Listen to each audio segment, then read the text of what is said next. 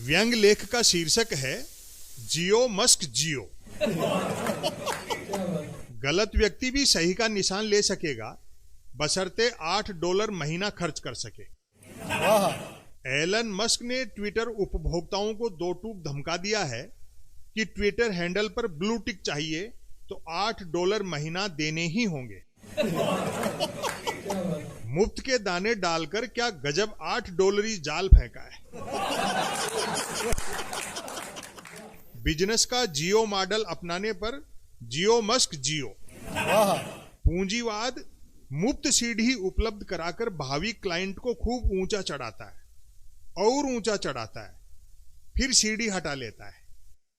उतारने की बात आने पर साफ कह देता है डियर उतरना है तो 2.5 गुना पे करना पड़ेगा। 2.5 गुना इसलिए कि पेमेंट में चढ़ाने की फीस आधा गुना पेनल्टी सहित लगेगी।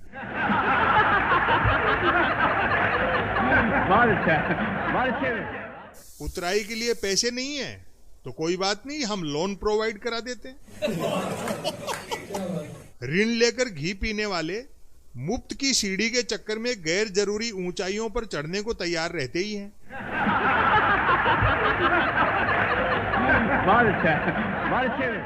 ब्लू टिक ले लेने से बड़ा लाभ यह होगा कि फर्जी ट्वीट करते रहने पर भी ट्वीट करने वाला फर्जी नहीं कहलाएगा और यह कोई छोटी उपलब्धि नहीं होती है। $8 मासिक के बदले हासिल होने वाले ब्लू टिक का मतलब होगा गलपट्टा, मंगलसूत्र या ताबीज हासिल कर लेना।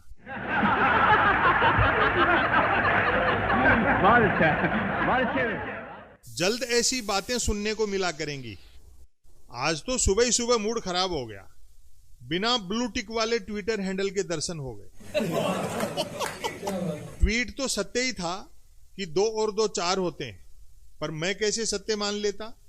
उसके ट्विटर हैंडल पर ब्लू टिक तो था ही नहीं। अपन ने तो ब्लू टिक ले रखा है, रात दिन ट्विटर चलाते हैं, लेकिन मजाल जो हल्की सी भी झपकी आ जाए। $8 देकर के बेटी को ब्लू टिक दिलवाओ, वरना कौन ऐसी के संग फेरे खाएगा। दहेज तो ऐसे मांग रहे हो जैसे आपके बेटे के ट्विटर हैंडल पर ब्लू टिक हो।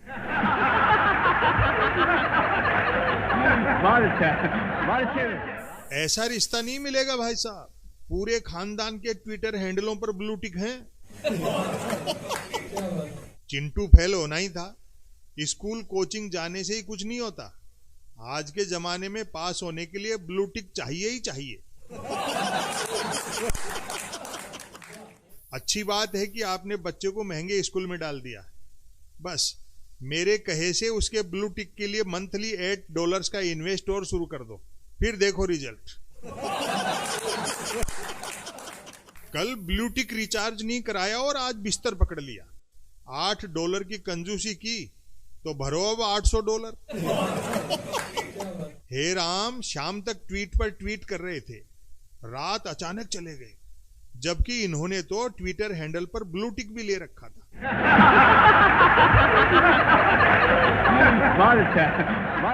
ब्लू टिक वाला ट्विटर हैंडल इस्तेमाल करने के बावजूद आंखें खराब हो गई, बट डोंट वरी, आंखें तो बिना ब्लू टिक वाला ट्विटर हैंडल चलाने से भी खराब होती, बल्कि ज्यादा खराब होती।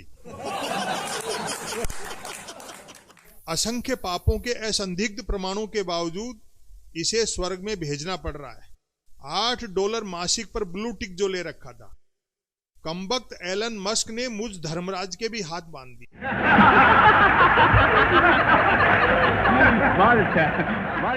विवाह के 2-4 साल बाद यदि पति ब्लू टिक छोड़ देगा तो पत्नी ताना दिया करेगी, पहले आप में समझदारी ज्यादा और मूर्खता कम थी, लेकिन जब से ब्लू टिक छोड़ा है एकदम से उल्टा हो गया। इसे कहते हैं मर्दानगी। गहने, जमीन, मकान सब बिक गए, लेकिन बंदे ने अपने ट्विटर हैंडल से ब्लू टिक नहीं हटने दिया।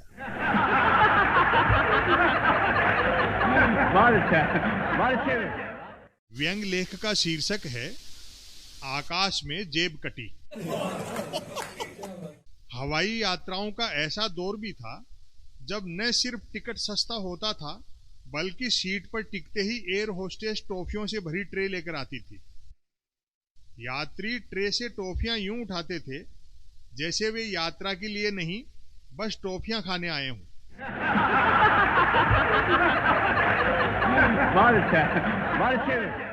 हवाई यात्राओं में सस्ते टिकट के अलावा कोई अन्य खर्च नहीं होता था। एयर होस्टेस के मुस्कुराने पर यात्री को लगता था मानो हवाई जहाज के पंख खुलकर उसके लग गए हों। अब तो टिकट खरीदने के बाद भी खर्च का अंत नहीं, शुरुआत होती है। सीट बेल्ट कसना यूं लगता है जैसे एयरलाइन कंपनी ने उसकी गांठ का सारा पैसा ऐंठ लिया हो और वह ऐंठन उठते पेट के गांठ कस रहा हो।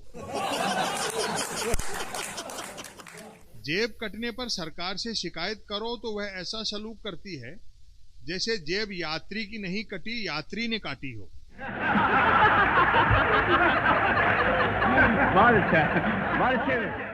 एक ही गंतव्य पर सब यात्री अलग अलग किराए में पहुंचते हैं। किराए का सिस्टम ऐसा कि ज्यों-ज्यों सीटें घटती जाती हैं त्यों-त्यों किराया बढ़ता जाता है। कैंसिलेशन चार्ज इस हद तक है कि किसी कारणवश यात्रा रद्द करनी पड़े तो भी यात्री सोचता है कि जब टिकट रद्द कराने पर कुछ भी रिफंड नहीं मिलना है तो क्यों ना बिना काम के ही घूम घाम आया जाए। टिकट के अलावा चेक इन के पैसे, बोर्डिंग के पैसे, सीट के पैसे, विंडो सीट के इतने और किनारे की सीट के इतने पैसे, मध्य की सीट अग्रिम पंक्ति में लेनी हो तो उसके भी पैसे, बीच की सीट तभी निःशुल्क मिल सकती है जब पीछे की ओर हो। चूंकि अगल बगल की सीटें दोनों यात्रियों ने भुगतान करके खरीदी होती हैं, सो बीच वाले यात्री को यूं बैठना पड़ता है जैसे बेचारा बैठा हुआ न होकर रखा हुआ हो।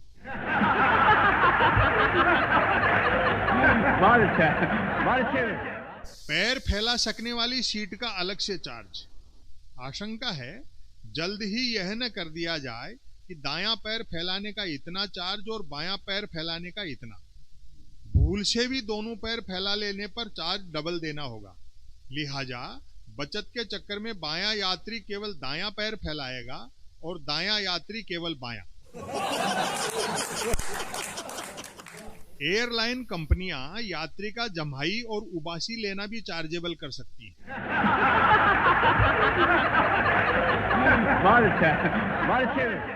जिस निर्ममता से हवाई कंपनियां पैसे खींचने पर उतारू हैं, कहीं उड़ती हवाई जहाज जमीन पर से देख लेने का भी भुगतान नहीं करना पड़ जाए। जिस दिन उड़ता हवाई जहाज देख भर लेना भी चार्जेबल हो जाएगा, एयरलाइन कंपनियां दिखाने के लिए भी हवाई जहाज उड़ाने लगेंगी। पायलट हवाई जहाज को बस्तियों पर चक्कर काटाते हुए वैसे ही तेज शोर कराएगा जैसे बच्चे को देखकर आइसक्रीम बेचने वाला घंटी बजाने लगता है।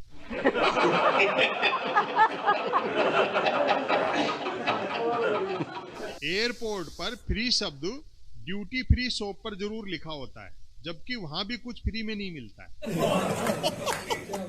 खान पान का स्वाद ऐसा कि एयरपोर्ट की चाय कीमत और स्वाद दोनों में महंगी पड़ती है। डिपू वाली चाय में टी बैग को डुबकियां लगाना ऐसा लगता है जैसे किसी चोटी के अपराधी को चोटी पकड़कर खोलते पानी में डुबो डुबो कर सजा दी जा रही हो।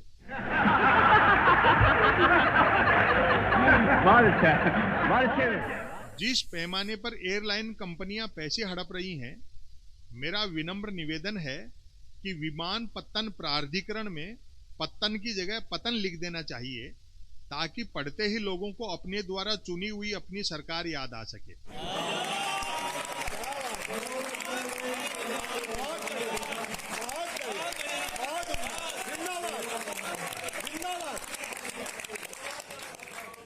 जेब कटाते हुए भी हवाई यात्राएं करनी पड़ रही हैं। क्या करें, हम कोई हनुमान तो है नहीं कि खुद उड़ सके।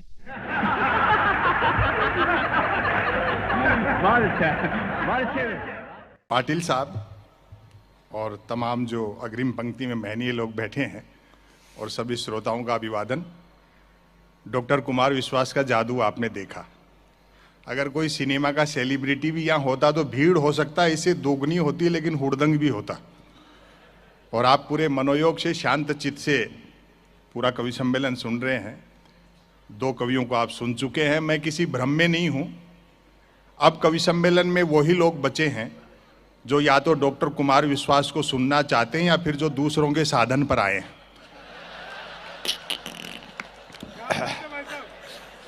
यहाँ ये सूचनीय है कि हैदराबाद से ये भी मेरी कार में ही आए। काफी विधायक जी के लिए कह दिया गया। मुझे बड़ा अच्छा लगा महाराष्ट्र का जो घटनाक्रम हुआ। ये पहला मौका है जब चौकीदार का पाला किसी थानेदार से पड़ा है।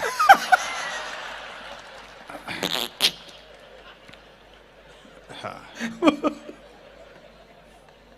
स्वस्थ लोकतंत्र में विपक्ष बहुत मजबूत होना चाहिए, और जब चुना हुआ विपक्ष कमजोर हो तो यह जिम्मेदारी बुद्धिजीवियों पर आ जाती है। बहुत अच्छे, बहुत अच्छे।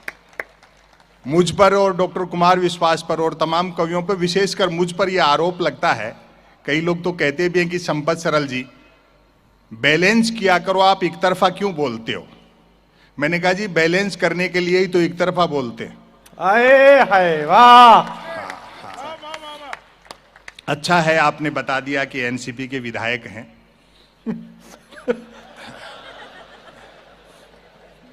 सेकंड की सुई भी घड़ी की घंटे का काम कर रही है।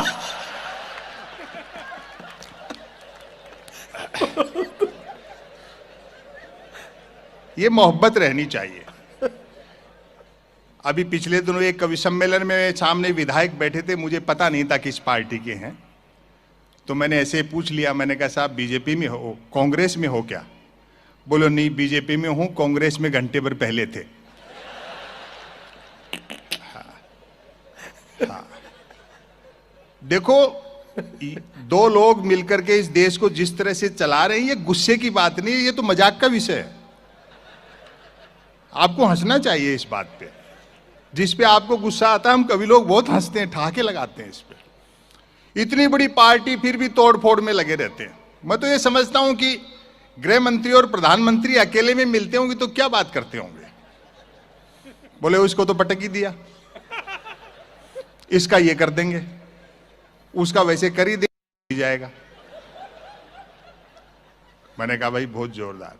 जिस तरह से विरोधी पार्टियों में इतनी बहुमत के बावजूद तोड़ फोड़ कर रहे हैं, कहीं ऐसा नहीं हो कि 2024 के चुनाव में बीजेपी का चुनाव चिन्ह हो हाथ के पंजे में कमल का फूल। हाँ। लेकिन पाटिल साहब निराश होने की बात नहीं है। तमाम लोग जो बैठे हैं कि होके मायूस ना आंगन से उखाड़ो पौधे, धूप बरसी है तो बारिश भी यहीं पर होगी। चीजें बदलती रहती हैं। हम पर अक्सर आरोप लगता है कि हम कवि लोग आलोचना करते हैं, देश की बुराई करते हैं। अभी मैं कल दुबई से ही आ रहा हूं, बहुत दुखी हैं वहां के लोग। पूरे 7-8 घंटे में वहां रहा, एक गाड़ी का हॉर्न नहीं सुना। पता नहीं इतनी शांति में कैसे रह लेते। यहां तो स्पीड ब्रेकर आ जाए तो भी हॉर्न बजाते हैं। बहुत अच्छे भाई, संपत भाई जिंदाबाद। 1 मिनट बिजली नहीं जाती। वो बेचारे क्या जाने बिजली आने का क्या सुख होता है।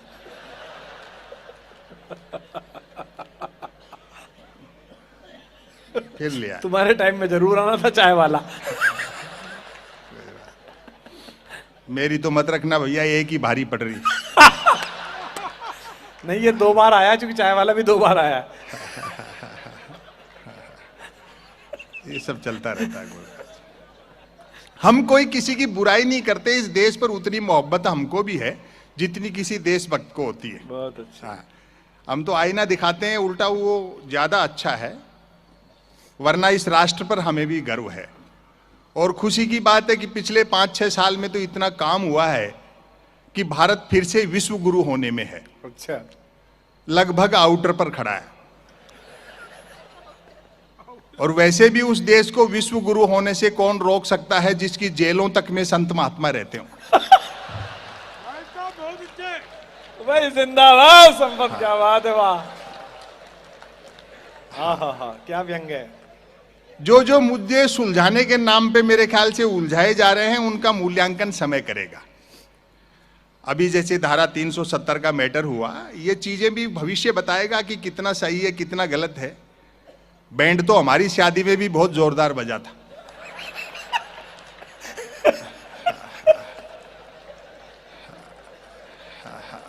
भाई ताली तो आने वाली बात थी। और ये नागरिकता और ये सब देखो, जो दुनिया में आया है दुनिया सबकी है। हो सकता है किसी दिन ऐसी एनआरसी और पता लगे कि हम में से आधे लोग तो शक ऊण कुषाण हैं जो 7 समंदर पार से आए थे। दुनिया मोहब्बत से चलती है। आग लगती है जंगल में तो न तो वो बरगद बजते हैं जो हवा को आंधी में बदलते हैं, और न वो बांस बजते हैं जो आपसी रगड़ से चिंगारी पैदा करते हैं। क्या बात है, वाह। पूरी दुनिया का परिदृश्य आप देखो, चाहे वो ट्रंप हो, पुतिन हो, आबे हो, वहां वाले हो या यहां वाले हो, आपको लगता है कि राजा का चुनाव प्रजा करती है। दरअसल 10-12 मल्टीनेशनल कंपनियां मिलकर के जिसमें चाबी भर देती हैं वो खिलौना चल पड़ता है। हाय क्या सच बोल रहा है भाई, वाह वाह वाह। 2 चीजें होती हैं बैंक का कार्यक्रम है, मैं बताना चाहता हूं। एक है बाजार, एक बाजारवाद। बाजार हर युग की जरूरत है, चाहे उसका फॉर्मेट कुछ भी रहा हो। बहुत अच्छे मारवाड़ी लोग यहां बैठे हैं, हम तो उस परंपरा के बाजार वाले लोग हैं। दुकान के दरवाजे पर शुभ लाभ लिखा रहता था, यानी लाभ तो हो लेकिन शुभ हो। आए है, क्या बढ़िया बात कही है, वाह। अब तो चीजें बहुत बदल गई। चालाक अर्थशास्त्रियों ने सारे समीकरण उलट पलट कर दिए, चुंबक के गुण बाजार में भर दिए और मनुष्य को लोहा बना दिया। बहुत अच्छा, बहुत अच्छा।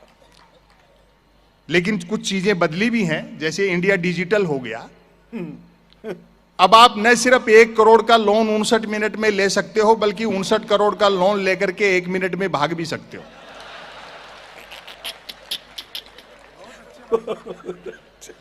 और व्यापार तो इतना आसान हो गया कि कोई भी आदमी किसी भी समय कुछ भी व्यापार कर सकता है। अभी मैं पिछले दिनों दवा की दुकान पे गया।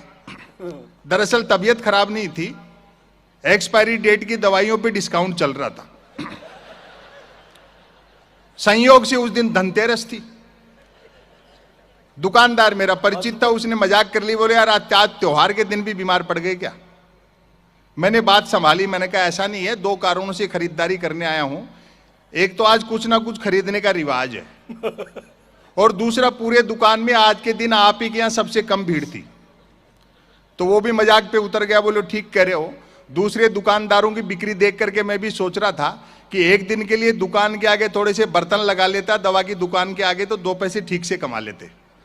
वो 10 दुकान छोड़ करके सिंह साहब है मेडिकल वाले, वो तो दीपावली पे पटाखे बेचते हैं। और अब व्यंग का आनंद लेना, बोलो सिंह साहब तो दीपावली पे पटाखे बेचते हैं। मैंने कहा सिंह साहब के पास पटाखे बेचने का लाइसेंस है क्या? बोलो लाइसेंस ही पटाखे बेचने का है, बिना लाइसेंस के तो वो दवाइयां बेच रहे।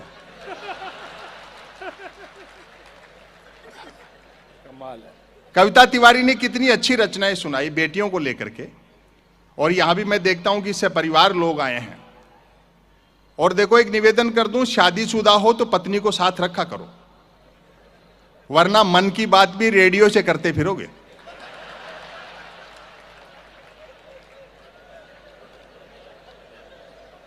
वैसे भी औरत का त्याग, स्त्री का त्याग संसार में पुरुष से बड़ा है। वो पति ने डींग हाँकते हुए कह दिया पत्नी से, मेरा बड़प्पन देख जो तेरे से बिना देखे शादी कर ली। पत्नी बोली मेरी भी हिम्मत देख जो तेरे को देखने के बाद भी मना नहीं किया।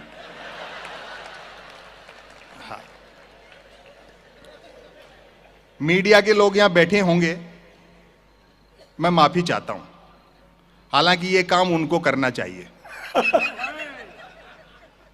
लेकिन गलती उनकी नहीं है, दरअसल वो भी हमारी तरह देश की सेवा करना चाहते हैं। वो बता सकते हैं क्रांति चेतना क्या है, लेकिन कलम तो जेब में टांग दी, हाथ पीछे बांध दिए तो क्या लिखे बेचारे। जिस पाखंडी की खबर लेकर के जाते अखबार में पता लगता है दूसरे दिन उसी का आधे पेज का विज्ञापन है आशीर्वाद देते हुए। अद्भुत बात है भाई। तो ये क्या कर लेंगे। लेकिन हंसा ये भी कम नहीं रहे साहब। यहां का तो मुझे पता नहीं, हमारे यहां तो अखबार 3 चीजों के लिए पढ़े जा रहे हैं, बिजली कटौती, उठावना और राशिफल। और रोज नए निकलते हैं। एक दिन तो अखबार के दफ्तर से दो लोग आगे बोले संपत सरल जी नया अखबार लॉन्च कर रहे हैं, आप भी ग्राहक बन जाओ, क्योंकि अखबारों का अब कोई पाठक तो बनता नहीं, ग्राहक ही बनते। 1 रुपए में 16 पेज। मैंने कहा भैया रुपया चाहे 1 की जगह 2 ले जाए, लेकिन 16 पेज खाली दे जाए कर।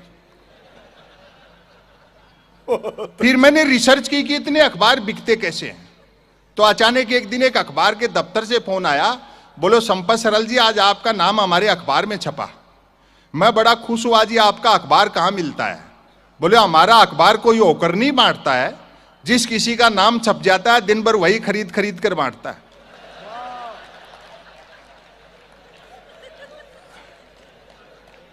और टेलीविजन वाले तो इतना हंसाते हैं, वो प्राइम टाइम पे बहस देखते हो, जैसे किसी जमाने में अवध के नवाब मुर्गे लड़ाते थे। अमूमन 4 जन बहस आते हैं, एक मुद्दे का समर्थक, दूसरा मुद्दे का विरोधी, तीसरा बुद्धिजीवी दोनों को हड़काने वाला, और चौथा एंकर तीनों को भड़काने वाला। और व्यंग पर आपकी तालियां उठेंगी, चौथा एंकर तीनों को भड़काने वाला। बहस होनी होती है गरीबी की रेखा पर और करते रहते रेखा की गरीबी पर।